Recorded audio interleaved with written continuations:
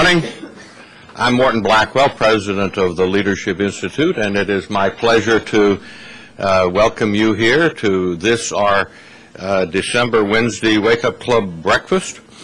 You can purchase a copy of this morning's presentation or any number of past Wednesday Wake Up Club breakfasts on video right across from the elevator. Our LI Studios will happily provide you with as many of those tapes as you'd like at $15 a piece. So far in 2005, the Leadership Institute has trained 5,748 students.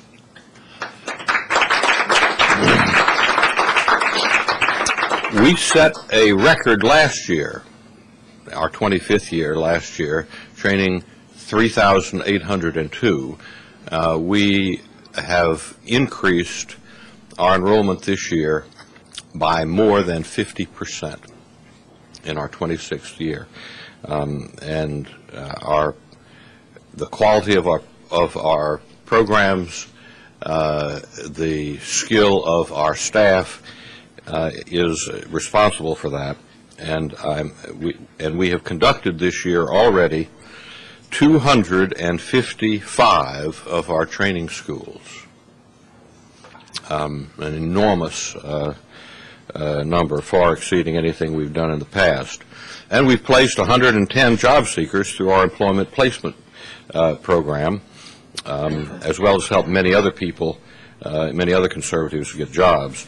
You have before you a school schedule, and I'd ask that you take a moment to review the December schools and consider attending one or sending a friend to one of our remaining programs this month. And now it's my pleasure to introduce to you Anna Hanger for an invocation and pledge of allegiance. Anna attended Bryan College in East Tennessee and graduated with a degree in political communications. During college, Anna had quite a few internships, more than average, including one with former Virginia Governor Jim Gilmore's policy office, one at the Family Research Council's with a Witherspoon Fellowship, an internship with Congressman Eric Cantor's office, and one with the Family Foundation of Virginia. That's more internships than I can remember for anybody else. But now she's got a real job. Anna is now a planned giving officer here at the Leadership Institute. Would you come for the invocation and pledge of allegiance? Please rise with me for the invocation. Heavenly Father, we thank you this day, Lord, for your protection. We pray your blessing on the President Bush today, Father. We pray that you would give him wisdom in the decisions that he makes. We pray for the safety of our troops overseas, Father. Just have your hand of protection on them. Thank you for this food. In Jesus' name, amen. Please join me in the pledge. I pledge of allegiance to the flag of the United States of America and to the republic for which it stands, one nation, under God, indivisible, with liberty and justice for all.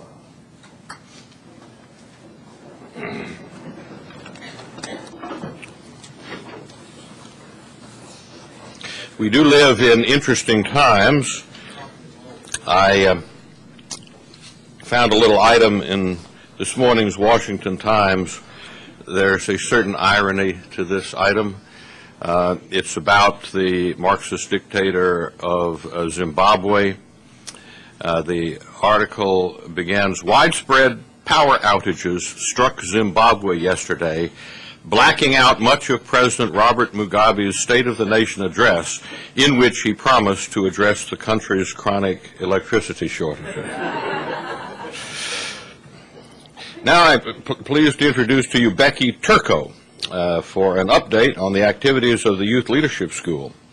A native Floridian, Becky attended the University of Florida and got a degree in English literature. In the fall of 2004, Becky worked as a college coordinator for the Republican National Committee and helped organize student volunteers and activists during the months leading up to last year's presidential election. In January of this year, Becky began working at the Institute as our Campus Leadership Program Director of our Youth Leadership School, and she has recently taken over in the important job of our Intern Coordinator. Becky?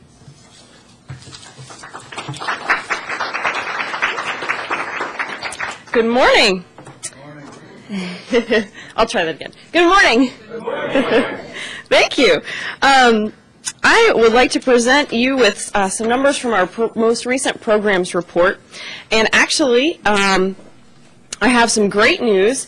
Morton, actually the numbers for students trained is a bit higher than you had reported for the year, or total. We have total trained as of to date 46,895 conservatives. This year, 5,551 trained. So if we get a round of applause for that.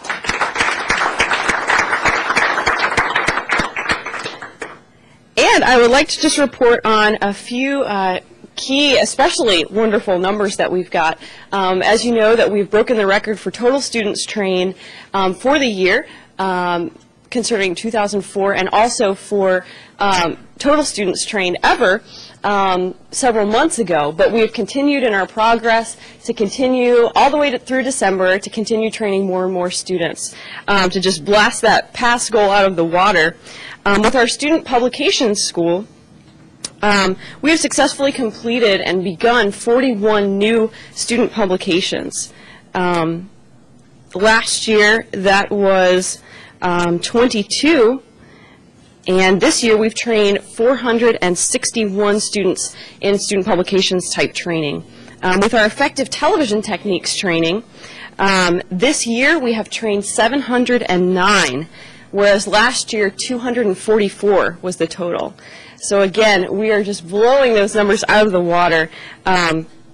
Again, just with our the incredible people here at the Institute, the generosity of our donors has enabled us to do things that we've never been able to do before.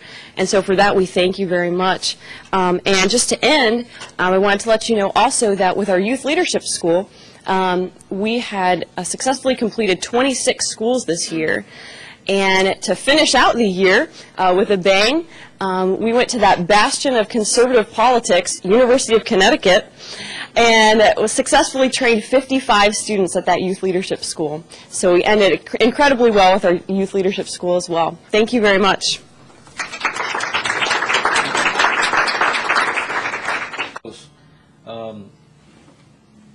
Basically, the Republicans numerically have some soft spots, and that they have to defend here. First of all, the Republicans, as of about a week ago, there's been no major change that's happened in the last week that from a partisan standpoint would be particularly relevant. But the Republicans have 13 open seats, and 7 of those open seats are in what you'd call Republican districts. 5 of them are in what you'd call swing districts, and 1 of them is in a Democratic district. So if you're a Democratic strategist, you would say, aha, we have a chance to pick up 6 open seats right off the bat.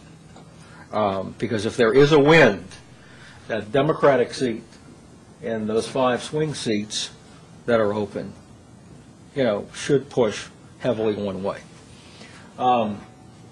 Vulnerable incumbents, it depends how you measure it. I look at it differently than other people do, but everybody sort of looks at it in fairly similar ways. I tend to think there's more potentially vulnerable incumbents than most people count, because a lot of them are showing strength simply because they haven't had strong opposition. But in terms of what I think most analysts would say of either party, there's probably about 11 to 12 incumbents who are vulnerable, anywhere from being really vulnerable to being, potentially vulnerable because of the right opposition. Democrats, 7 open seats, but you see 6 of their open seats are in Democratic districts. So, and only 1 is in a swing district at this point, which means it's harder be harder for the Republicans to pick up those seats because their normal proclivity would be a Democratic seat. So it would take a Republican wind blowing to be able to pick up some of those Democratic seats. And of course, as we see right now, we don't see that.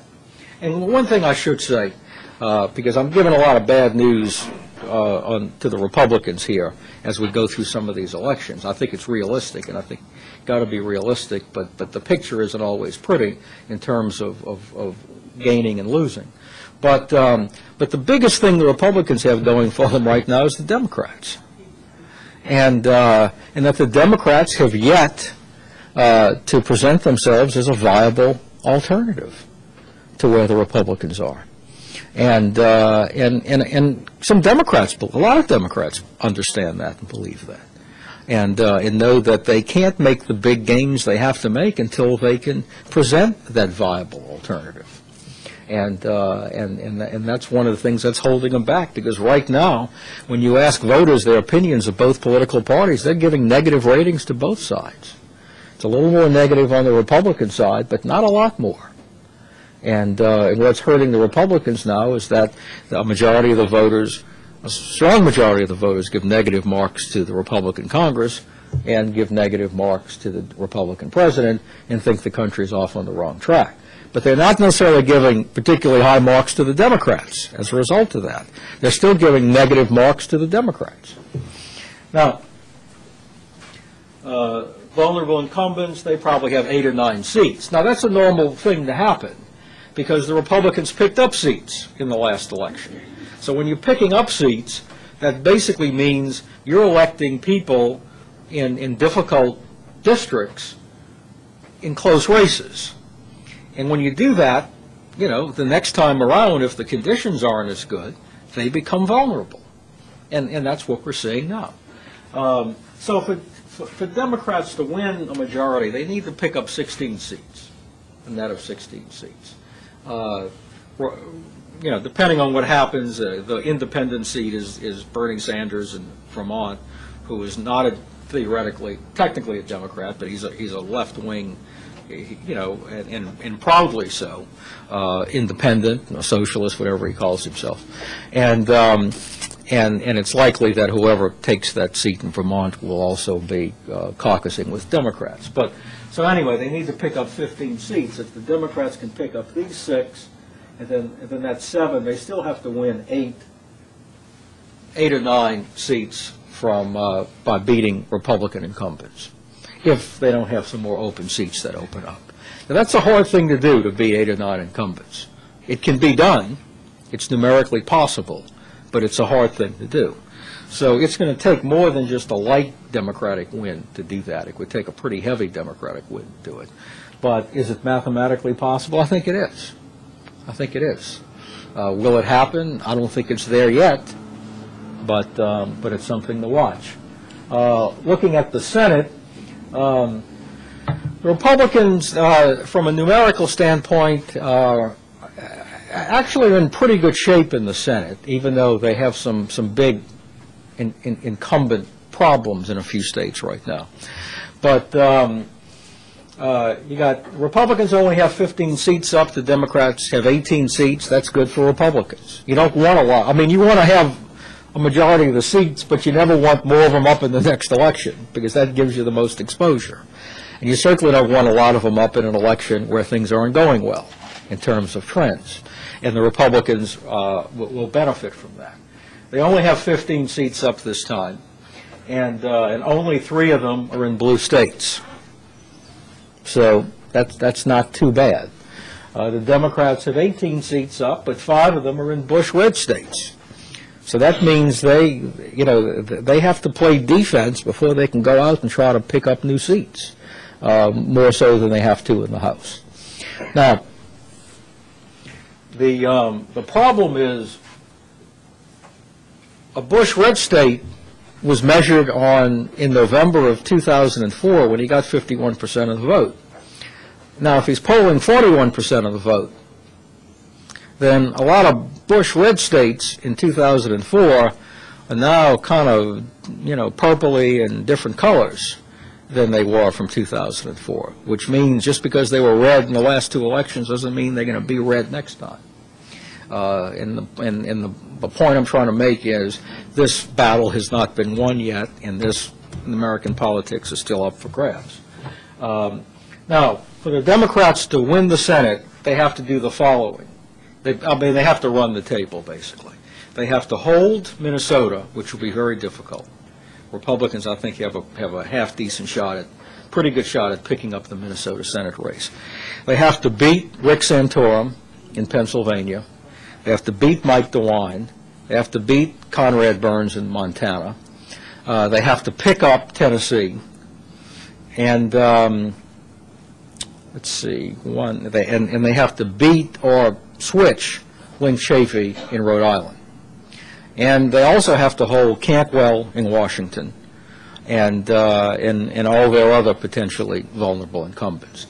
Now, that's a big, big order of business to do all that. It would take a massive win to do that.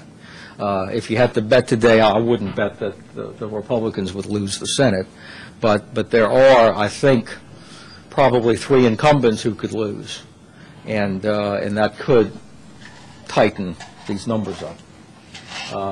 But, you know, and there are some possibilities on the other side. You know, if the Democrats nominate a candidate who can't win the general election in Maryland, for example, and all of a sudden somebody like Michael Steele, who is not considered to be a good bet from a national perspective because it's such a blue state, or at least, you know, traditionally has elected Democrats in Senate positions in modern times, all of a sudden that could become in play.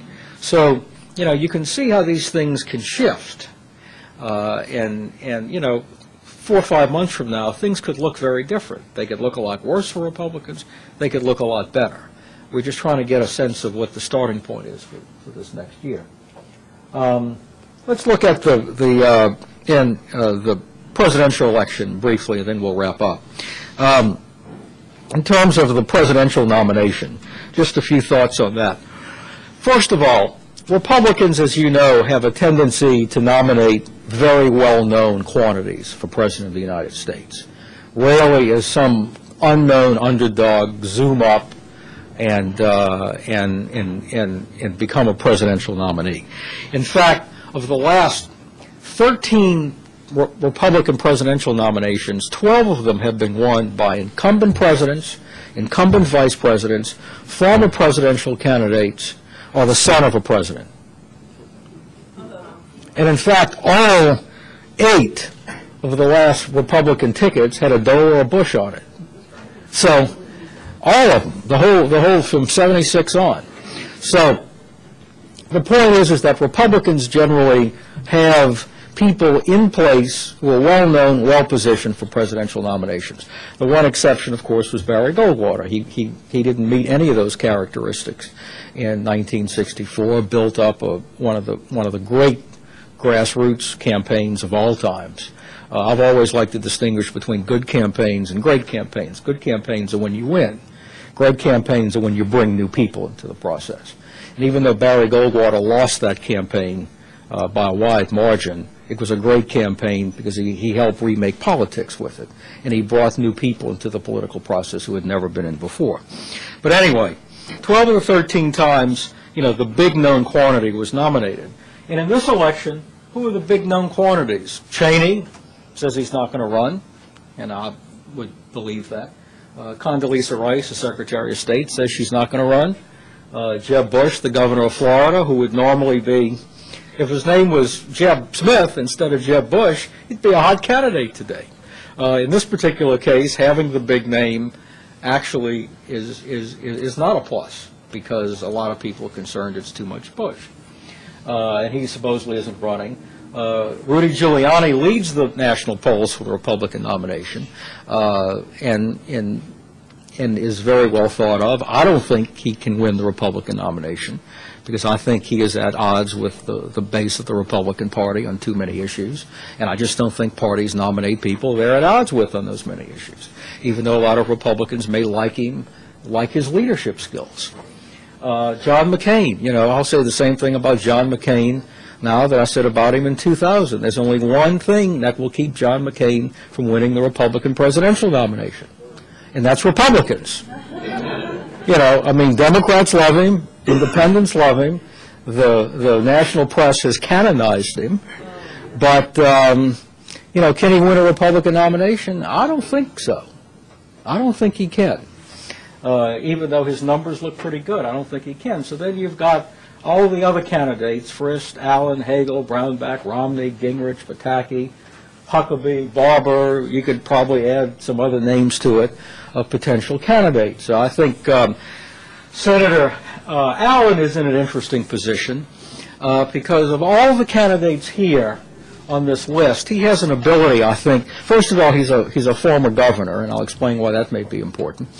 But I think he has the ability to unite the whole spectrum of the Republican Party, the leadership, the voters, the grassroots base, in a way that maybe some of these other candidates would have a struggle to do.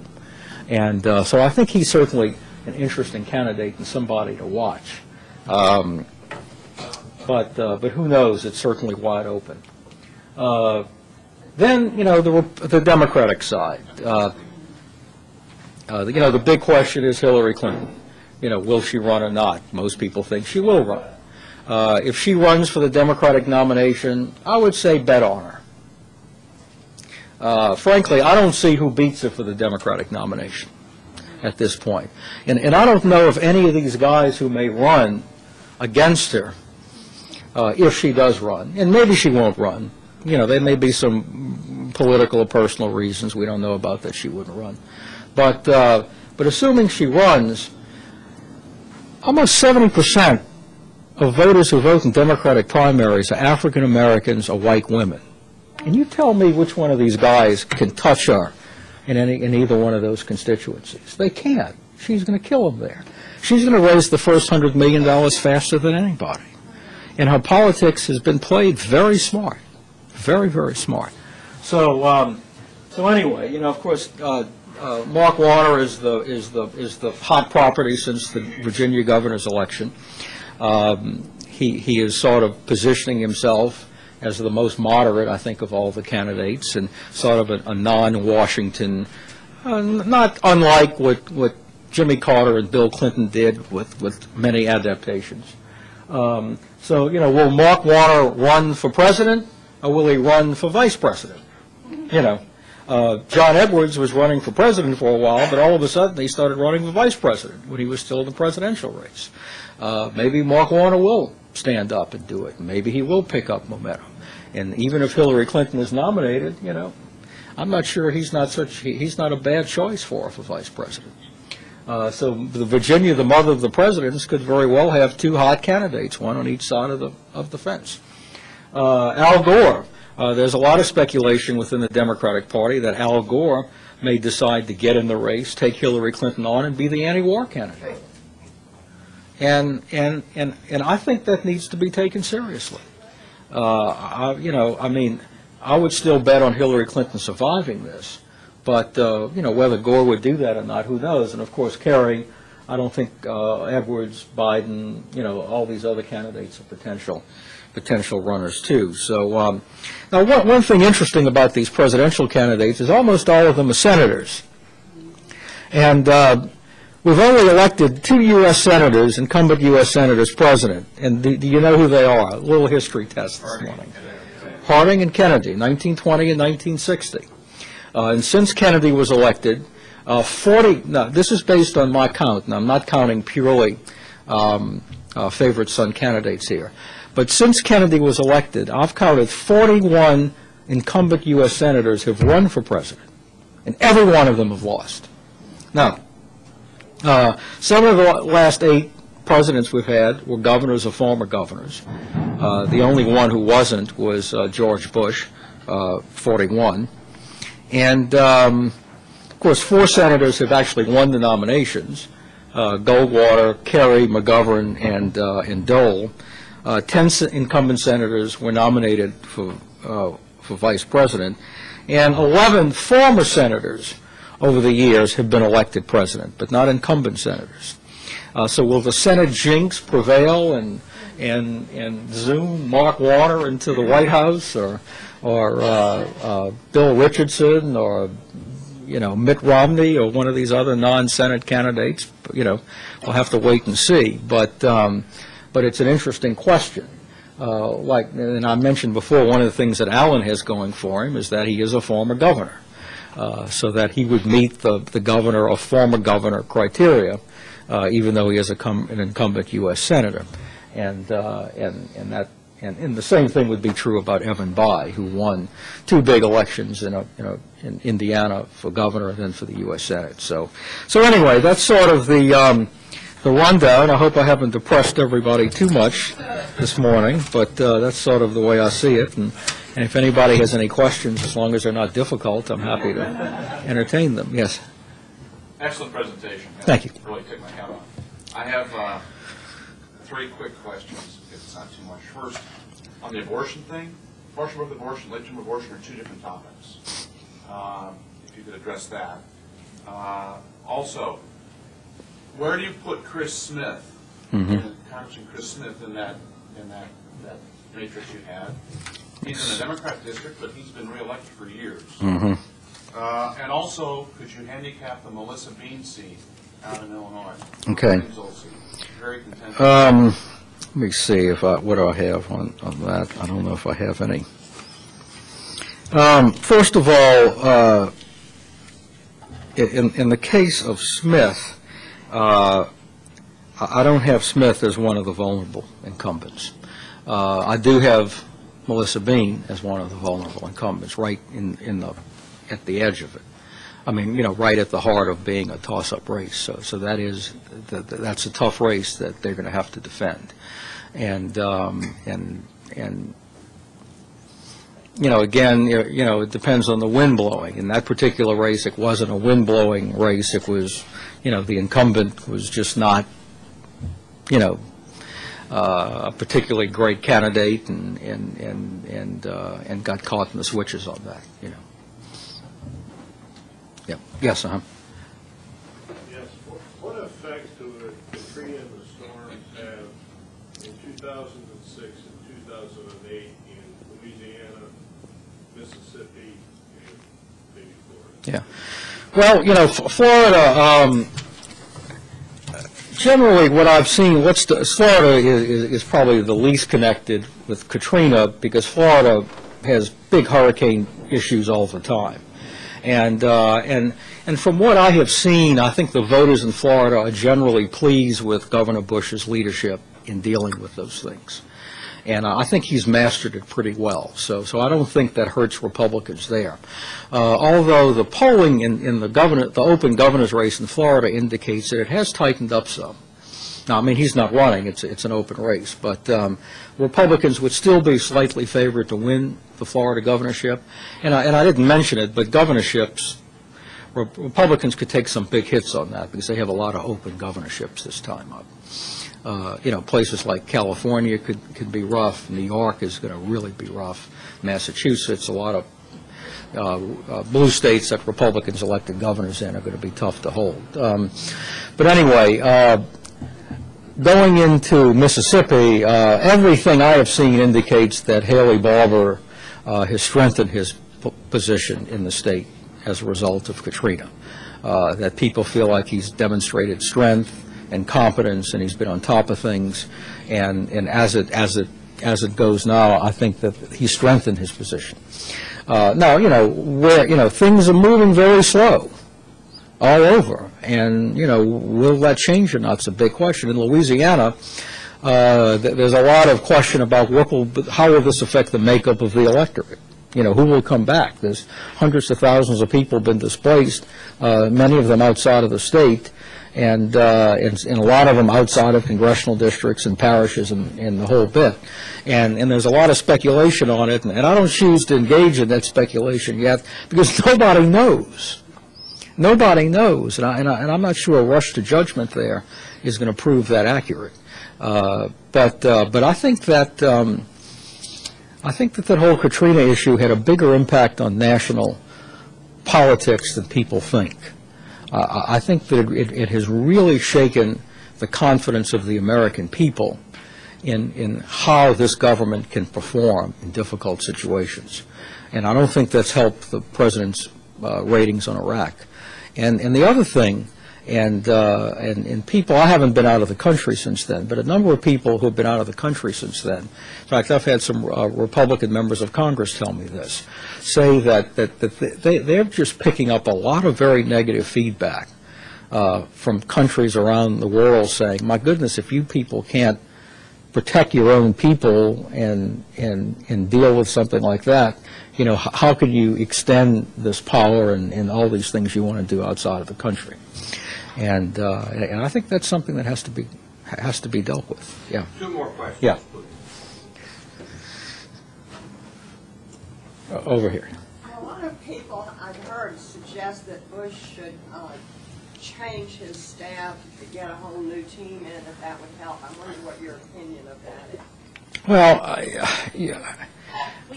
about whether Bush should change his staff and get new people in.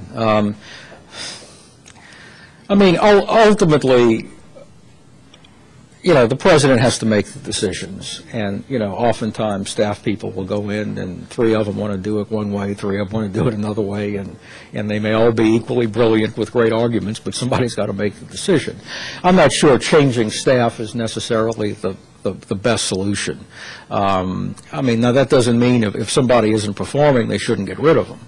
And I know that there are, and I've picked this up from a lot of Republicans on the Hill, there's a lot of frustration that they feel like Bush doesn't replace people when they need to be replaced and doesn't move them out and put them in other places or get them out. And whether that becomes a big issue or not, I don't know. But generally speaking, I don't think that necessarily improves the politics. It gives the press something to talk about for a few days, and I'm not sure that's always that positive. When Jimmy Carter went on to Camp David and did his malaise speech and got rid of half his cabinet, you know, his popularity collapsed after that. So just because things aren't going well and you make internal changes doesn't necessarily provide public confidence. Last question. We got 7 questions up here. This lady. I wanted to ask you had 2 slides up, and one of them that struck me was that the way people vote, it's sort of almost 50-50, they'll go Democrat or Republican, but then how they feel or how they think, Right. it's either 30-30, and I'm seeing it more of a growing trend, people going into that 30 in the center. Right. And then comparing that with your list of issues, what I find most glaringly absent from that list of issues was illegal immigration. And the reason I say that is because yesterday I was speaking with Lady Right. Smith on the comment line at the White House. Right. And they said the single most significant issue that people phone in on is illegal immigration. Right. Iraq is a close second. Right. I'm beginning to think the coming elections might be having to contend with that 800-pound gorilla issue Right. of illegal immigration. Right. And neither political party or the Right. contenders want to address that issue. Right. Well, yeah, and you're right, and I agree with you. The immigration issue is obviously much stronger in some places than others. You know, obviously in California, Arizona, Texas, those border states. But it is a national issue. I think it can have a big impact. I think it could be a very significant issue in the Republican presidential primaries, in particular. And it could be a real, well, you could say it's a sleeper issue. It may not be so asleep anymore. I think it's pretty obvious. But I agree with you, and I think that both parties are having trouble figuring out the politics of that relative to the policy of that. I think that a lot of Democrats and Republicans have figured out where they are policy-wise, but they're trying to figure out how it stacks up politically. And there's some cross currents there that cut across both parties. So, well, thank you. I appreciate it.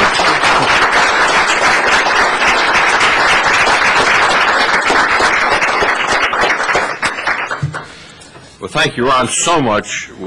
You obviously are one of the most knowledgeable people in America about politics, and we appreciate your helping us by sharing with us this morning, and thank you for the lectures that you do as a faculty member at the Institute. I want to present you as a little token, an Adam Smith tie. Well, thank you. Appreciate it. Thank you.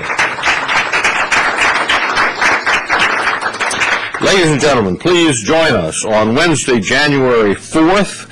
Our next Wednesday Wake Up Club breakfast will feature State Senator Ken Cuccinelli, a remarkably effective young state senator from Fairfax County.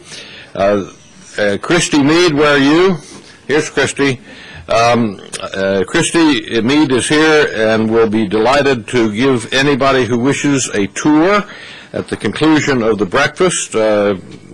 Come up here to Christy, and she'll give you a fine tour of the building at the conclusion. And the conclusion, ladies and gentlemen, is now. Thank you.